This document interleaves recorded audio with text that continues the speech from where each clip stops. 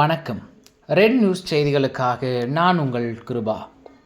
மாதவரத்தில் பெண் வழக்கறிஞர் வீட்டில் நகை திருட்டு, போலீசார் விசாரணை.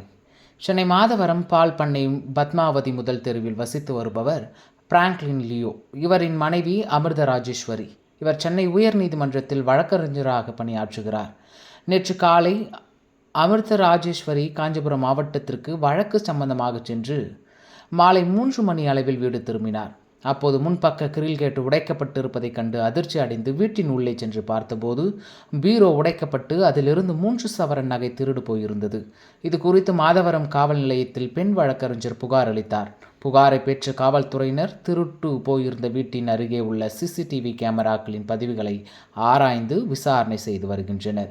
குடியிருப்பு பகுதியில் பட்டப்பகலில் வீடு புகுந்து நகை திருடிய சம்பவம் அப்பகுதியில் பரபரப்பு ஏற்படுத்தியது.